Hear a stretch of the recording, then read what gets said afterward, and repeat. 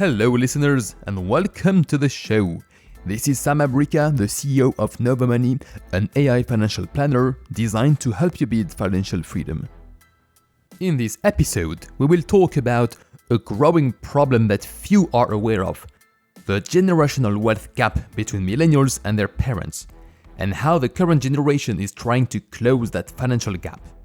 Today's guest is Martin Quinn, a public relations specialist and a father concerned about the future of his kids. Hello, Martin. Hello, Sam. Morning. Nice to have you with us this morning. No, it's a pleasure to be with you. There's a growing problem in our society that we don't talk much about, and that's the wealth generational gap. Yeah, it seems to be the unspoken elephant in the room. It's interesting because I've seen an Institute of Fiscal Studies report which suggests that people in their 30s now are the generation who have less household income than preceding generations, and this goes back to the 1930s. So there is a real shift that these young people are going to be much poorer, obviously, than their parents and indeed their grandparents. It's a problem because I think we all see that the cost of the real estate keeps increasing. We have inflation, and it's less and less affordable for millennials and even worse for Gen Z to have the kind of life that our parents had. No, exactly. I mean, take a couple of things in turn. I mean, for example, in 2001, the average house price in the UK was 156,000. Take it that interest rates around that period were between 3.5% and 5.5, 6. So caveat that for a second. But if you bring it back up to the present day, the average house price in 2021 is over 400,000. Now, you can appreciate that obviously interest rates are very, very low, but equally, there is an issue of, where are these young people? Firstly, how are they going to save for a house deposit? And secondly, where are they going to get this money for a house deposit if the cost of living is rising and they're earning less than preceding generations? Well, first, I think the trend, millennials are less and less homeowners. They are financially squeezed. So nowadays, people graduate and the tuition fees are increasingly high. It's becoming really absurd, especially in the US. So people graduate and they have a higher and higher amount of debt, which means they start their career and salaries are already not increasing that much, but the amount they need to pay every month for the student debt is higher and higher. And then even before considering buying, people need to have a roof. So renting is getting more expensive. Exactly. And of course, certainly in the UK, the house price explosion over the last sort of 20 years, as I've just outlined, but it's been fueled mainly by buy-to-let investors. So there's a massive sort of landlord class, if you like. So the cost of rentals is going up and up and up. And in most cases, if you can afford to buy a home, I don't have figures to hand, but the mortgage payments are vastly less than you would pay renting. But the issue is getting on that housing ladder. So there's that side of the coin. But if we wind it slightly backwards to, these groups of millennials now at this age are the ones who will be thinking about starting a family. But partly it's about those kids, as they're born, giving them the kind of best start in life. So if we rolled it back to 2005, when the Labour government introduced child trust funds, in 2005, every child that was born was given £250 by the government, which was topped up at 7 years of age with another 250, so to make 500 in total. Now, and that's only for certain families who are on low incomes. However, 18 years later, if that initial 250 wasn't touched, in some cases, that figure now is up to £1,000, and in some cases a little bit higher. So there's a whole tranche of kids who are turning 18 now that have a small start in life. And of course, other wealthier parents who have added to that over the years, they'll have obviously bigger pots coming to them. So that's great. I wish I had £1,000 when I turned 18. It would have been a fortune to me. No, it's true. But here's the thing, that children's trust funds was abolished by the coalition government, but then junior ISAs, or they're called JISAs, came in, which have tax benefits to them, but they're not the same as a children's trust fund. And yes, you can transfer the children's trust fund to a JISA, and it's all very good. But trouble is that the children that are born now don't have access to that. So if you've got low-income families, where are they getting the start in life? A little leg up. They're not getting it. Here's the thing, just on last thing on children's trust funds, I think, and even JISAs. I was looking at some research by a company called Beanstalk, who are a junior ISA app.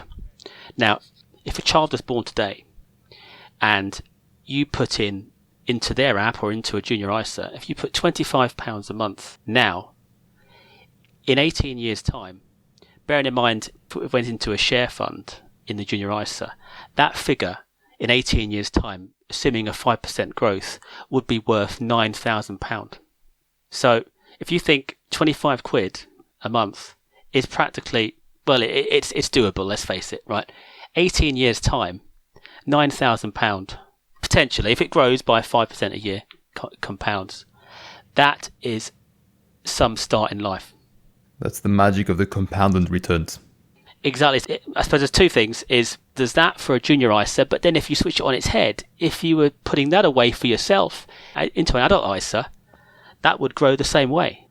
So the thing is, everyone thinks, well, I don't have the money, I can't put it away.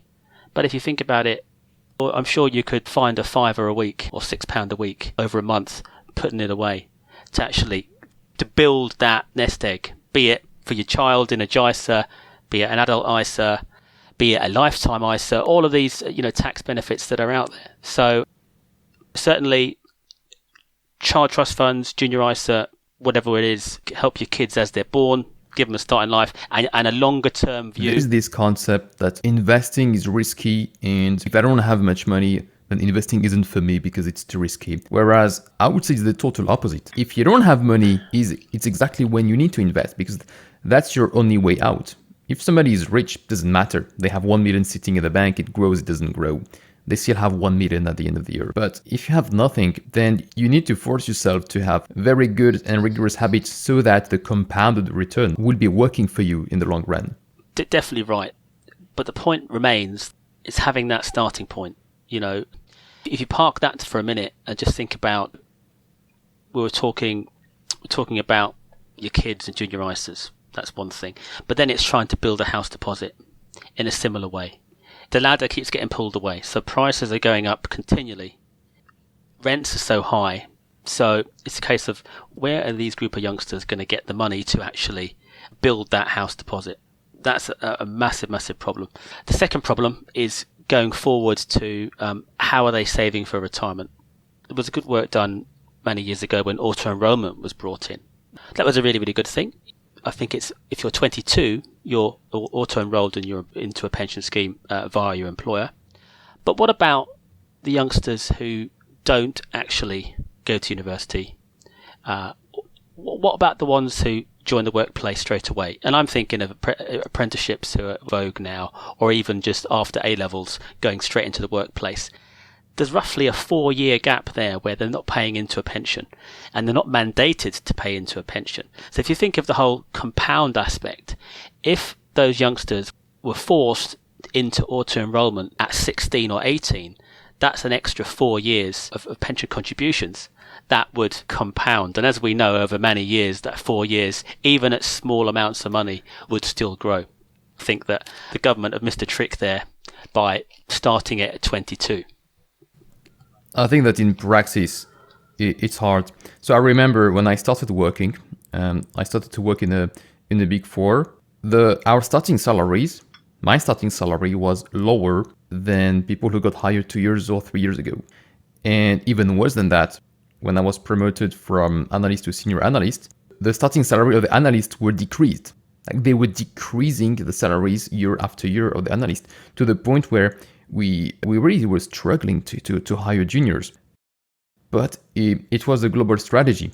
So when the rent is increasing, when the cost of education is increasing, when people now need to overbid more and more on the degrees, then of course people are not going to care about their retirement when they start working at 21, 23. And they will try to minimize as much as possible any pension fund contribution because it's so far away. Their concern is, where can I even get the money to pay for my flat accommodation, repay my debt, and, well, start to enjoy life a little. But that's the thing, you see, of course, if it was mandated by the government that, I can't even think of a figure. Let's say it was 2%. That government were paying, for example, if you're 18, 2% into your pension that's locked in, that you can't opt out. That's your starting, end of story. Can't be touched. Then, in fact, the whole idea of opting out in its entirety anyway, because we're going to get to a stage even when I retire in 18, 20 years' time, the current state pension is £197. God knows what it's going to be in 20 years' time. Indeed, what the retirement age is going to be anyway. It keeps going up and up and up. But the point is, when the Generation Zs and the millennials now, when they reach retirement age, is there going to be a state pension? So there is this ticking time bomb, if you like, that not really being addressed. I mean, yes, great that you've got auto enrollment and more people are paying into a pension. That's fantastic. But they're not paying enough into a pension. And you try and explain to a 20-year-old or a 22-year-old why a pension is important, and they're going to just glass over. They can't fathom 40 or 50 years' time. So how does the industry make that important when, as you've mentioned, Sam, there are other priorities? Getting on the housing ladder, paring down their university debt, and just the day-to-day living. I think people will naturally be much more focused on solving the current problem than their retirement problem for a very old self that they don't even know if they will be alive in 40 years. And so I'm the CEO of Nova Money, and we have employees. And some of our employees just decide to opt out from the pension. So I was a bit surprised because as a company, we're also contributing. And if they opt out from their part, they are also opting out from the company's contribution. And even though explaining and making sure they 100% understand the impact of opting out from their pension contribution, they still actively decide to opt out. Why? Because they need the cash now. Yeah, and look, I mean, I don't know what to say. I mean, you can't, in some respects, you can't blame them, because they need the ready cash now, especially living in any of the cities. Well, living anywhere is expensive, but equally if you're in London, Manchester, Birmingham, wherever it might be, city centre rents are colossal. So you can't blame them. They do have other priorities. But I think the fault lies with the government, where they just need joined up thinking. How do we get more pension contributions? One of the problems of the pension contribution, it doesn't seem like tangible, like if it was invested in an ISA account. Because the question I'm asked is, okay, so I'm going to invest that on my pension fund, and a company will also do its contribution. But what if I wanted to use the money? What if I want to buy a house? Then obviously it's not available for withdrawal. Exactly. It's away until that retirement. And yeah, I mean, that is a problem. I mean, is a reform needed where, maybe at certain times in your life you are able to draw down from that pension for certain reasons? I mean, the obvious one would be able to draw out so many thousand for a house deposit. I don't know. The other question is, there's lots of the banks and building societies now are talking about 40-year mortgages. The issue there is if you're lucky enough to get a mortgage and to get a decent deal on the rate, 25-year mortgages were the norm, 2025, but suddenly 40 years. The other question is, if you are in your 60s, are you going to be paying, or your 70s even, who's going to be paying your mortgage repayments at 70? I mean, who's going to be working at 70? Your retirement, because you have contributed your entire life. Exactly. But this is it. I mean, who's going to be, in fairness, who's going to be employed at 70, if you're lucky enough to be being able to pay off your mortgage still? I get the feeling that these 40-year mortgages is going to end up, you're going to almost pass that mortgage down the generations. To your children. So in effect, all you're doing is, yes, there may be equity in the house, no doubt, but the mortgage debt, if you like, is moving through the generations. So I'm not so sure about 40-year mortgages, really, to be honest. I think the key would be, if you can afford it, is to pay down your interest. And, there are a new startup called Sprive who are actively looking at that to pare down your mortgage repayments. If you're lucky enough to get there, that is. I think all of that are signal that our generation is just financially squeezed. So before, there used to be this idea that the next generation will be better off. 50 years ago, 90% of the new generation were earning more and having better lifestyle than their parents. It wasn't the concern. Now, half of us will are earning less than our parents at the same age. And we have such a gap where there's less than 6% of the total wealth owned by millennials. It's mostly concentrated on Gen X, boomers, and the silent generation. And that's a wealth gap that we never talk about. Because I remember when I started my career, we all had great hopes. Oh yeah, we have finally graduated. We have done the hardest. Well, actually, we haven't done the hardest. Because then when you start in the job market, there are less promotion opportunities. There are less salary increase. We earn less than the prior, and not even prior generation, just people who were hired three years ago. It all seems that all the stars are aligning against us and everything is just getting harder. I think, to be honest, technology may come to our rescue. And if you think of the vast improvements in open banking, being able to understand our transactions, you guys do at Nova, Paul, being able to understand where you could be frivolously spending your money on, understanding your spending habits, smarter saving, smarter investing. Never before is there, in other words, there's a whole raft of data, apps out there where you can, understand the patterns of behavior potentially. So what I'm trying to say is I don't think it's all doom and gloom. I mean, there are hopefully some signs that, or ways that you can spend less, save better, and save money. So it's not darker for everybody. What's happening at the moment is there's a polarization of the new generation. There's a portion of Gen Z and millennials who are getting better and better off. And then there's the majority of them who are getting worse and worse off. And the main difference between them are their behaviors and their financial education, or what we call their money mindset. And technology is a two-sided coin. Yes, there's a lot of data. We can understand much better people and their behaviors. But who is using the most of these data? It's the tech companies. And what's their purpose? Is to push advertising and push short-term consumption. So what we do is we're trying to use these data to help people make better and smarter financial decisions. But when you look at, for example, our resources compared to all the resources of the tech companies, we're just a tiny fraction. But if you think about it, you are able to laser focus in on a certain area, and our Google or our Amazon eventually going to move into the finance space. They probably will at some point, if they're not really thinking about it already.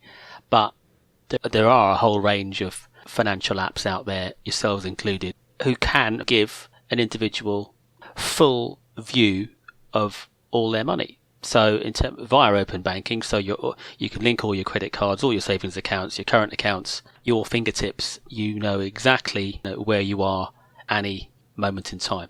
Now, there will be a stage where I'm sure that, as I said, Amazon, Google, Apple, whatever, will march into this arena, and they're probably doing it already. But the point is, those that are already playing in this area have a decent head start. I do see more and more people leveraging open banking to create products and services, but it doesn't mean that financial services is here to help people build their wealth and their financial freedom. And actually, if you look at the fastest growing financial services, it's Klarna, buy now, pay later, faster credit, easier credit, more credit. Why? Because they all try to remove the friction. They all try to remove our little daily frustration that we feel.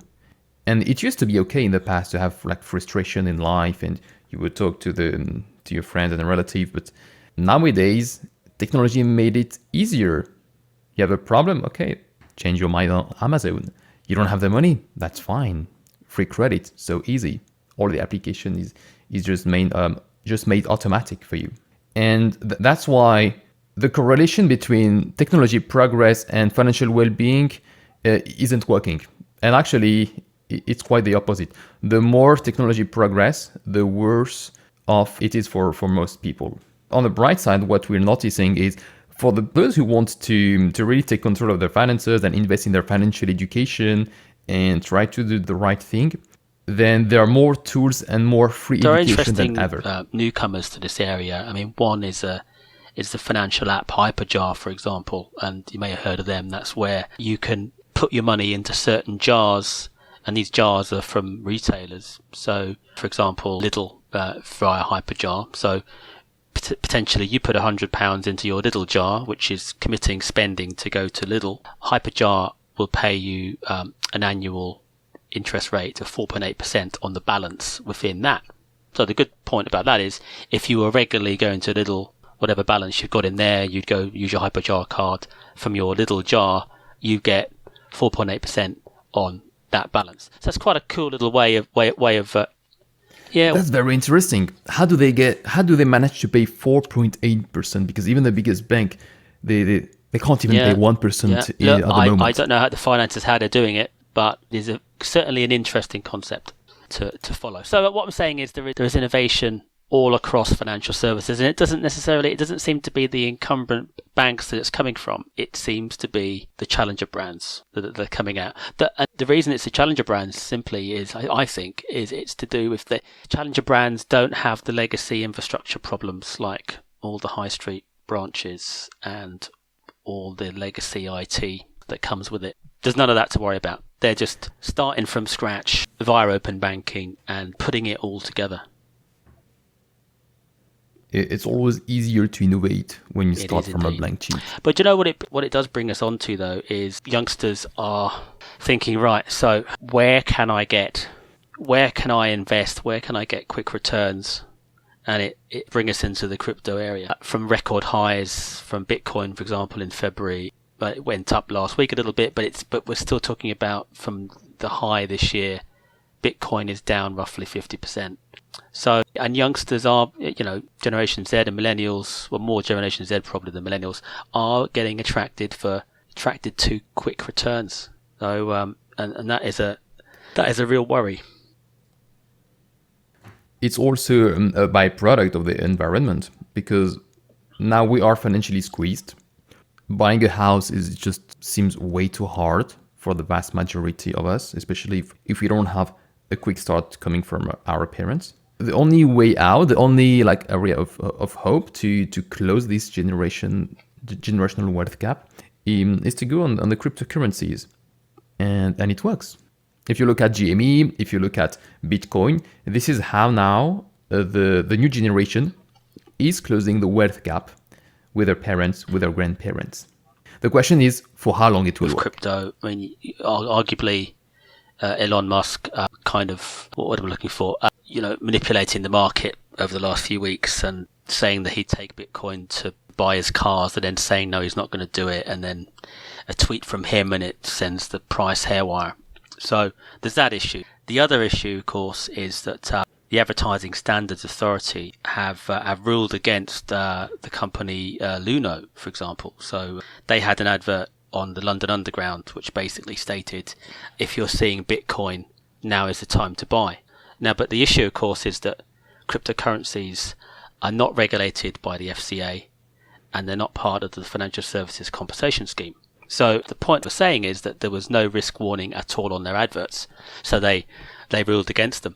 But what we are seeing is that there's a lot of the industry, and I say by industry, I mean not the crypto industry, but equally the financial services industry, are really going strong against crypto simply because of the volatility.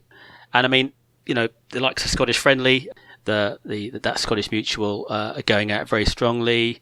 AJ Bell are going very strongly. So lots are against it. But there's one quote I wouldn't mind giving you is from Lord Lee of Trafford. Now, he is the first ever ISA millionaire, or he's quoted as being the first ever ISA millionaire.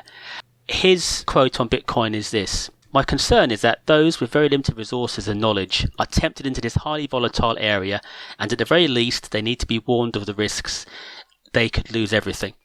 So my take on it is not that I'm against crypto per se, but when industry experts and people like Lord Lee, who's got a long history of investing for growth, if that's what they're saying, I'm just going to tread ever so carefully, because I am worried that, like any kind of speculation, the youngsters are going in looking for a quick return.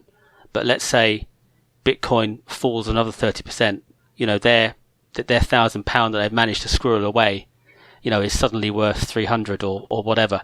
That does worry me personally. I think the cryptocurrency space is extremely polarized. On one side, there are all those who believe this is the currency of the future. Screw the central bank, screw the system, they screwed us.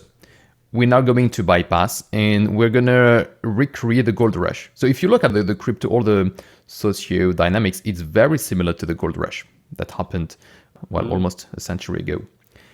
And a lot of them believe very strongly this is the future of the currency.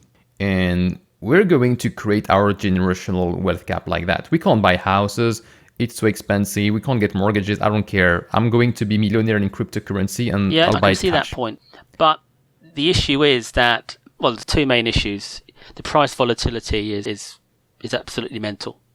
And then the second issue, certainly for millennials and Generation Z, is the fact that the amount of energy it takes to mine a Bitcoin is unbelievable. So I don't think it sits particularly well with the aspirations of Generation Z for sustainability and, sort of clean energy. So, all of that in the environment. So I don't know whether, those that don't care about the amount of energy production this is taking is one thing, but I think there'd be a whole swathe of people that go, do you know what, it doesn't stack up. Now, if cryptocurrencies can get to a stage where they don't need to take all this power to mine one, and just talk about that, that is one thing. But it'll be interesting longer term to see the take up.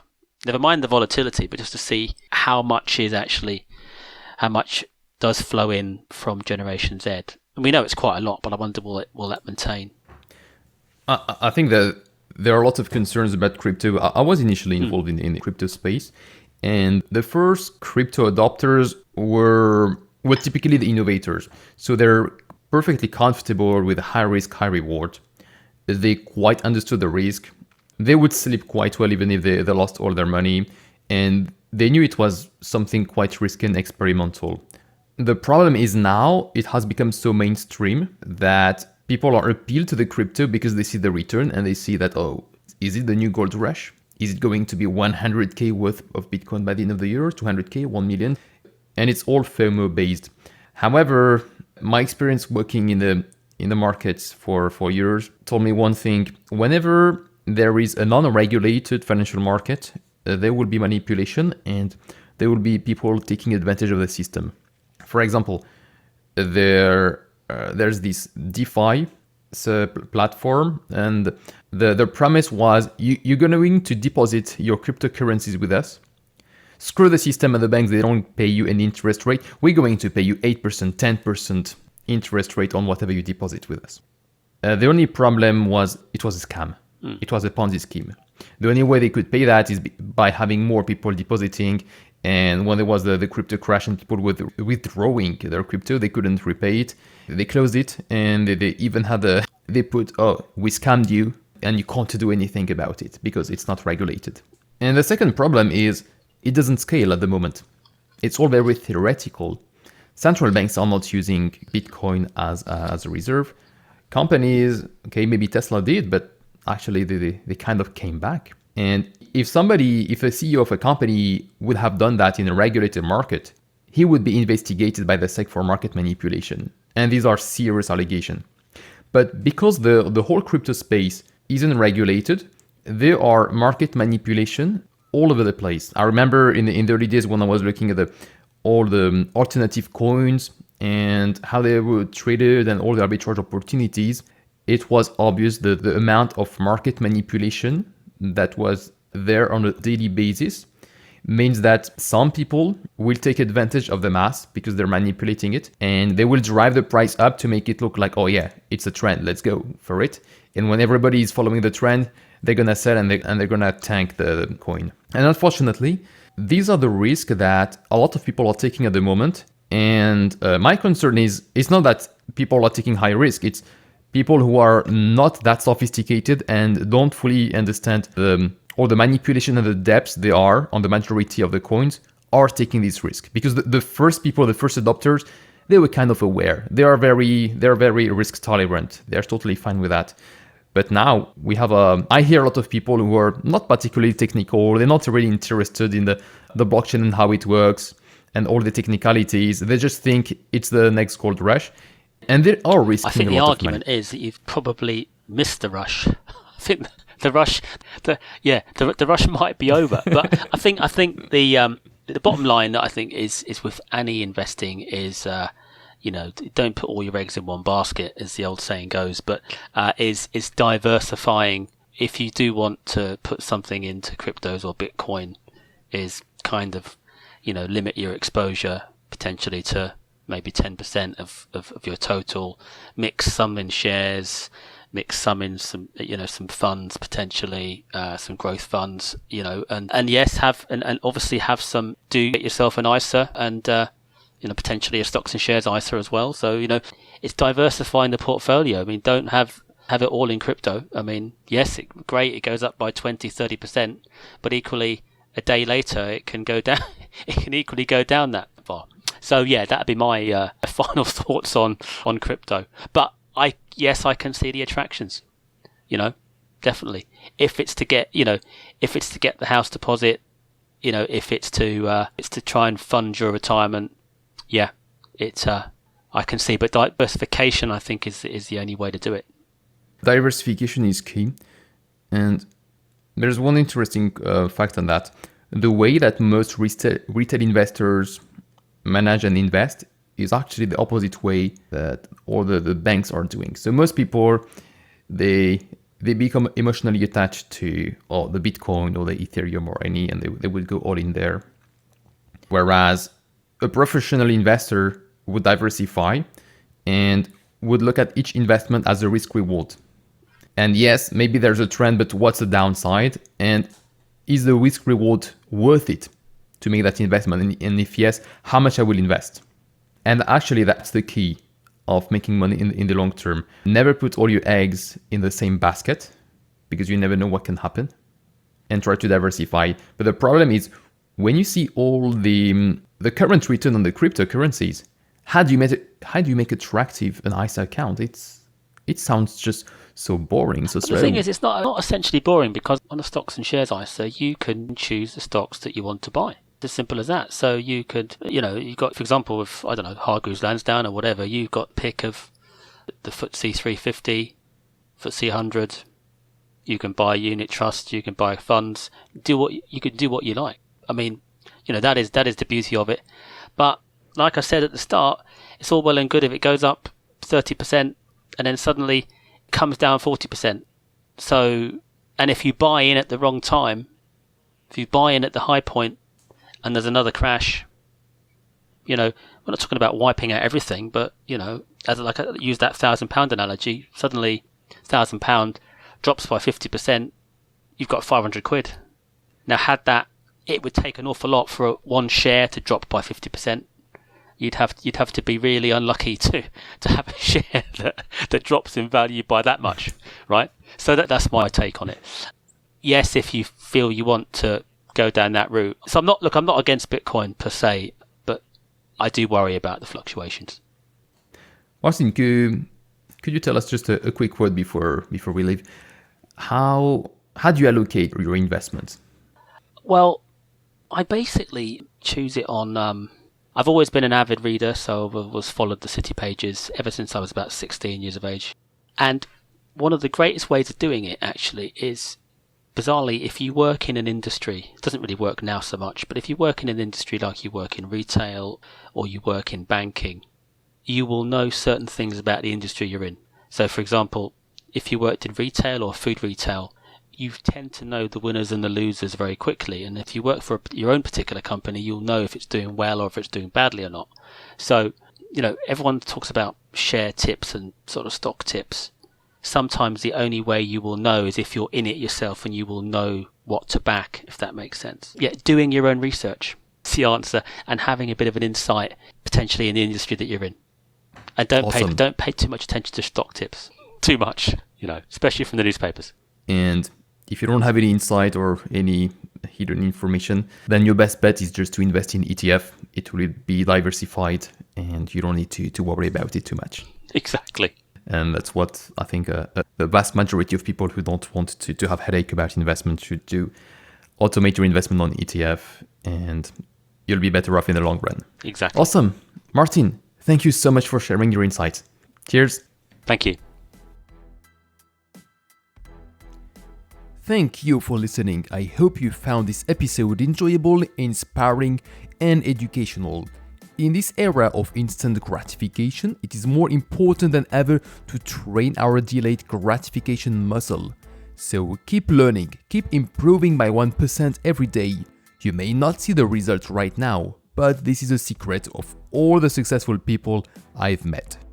Please help me spread financial education by sharing this podcast with your friends and community. I would love it if you could also leave us a review. It really helps the show. Now, I would like you to forget about all the advertising that is being pushed to us on a daily basis and think about your personal financial goals.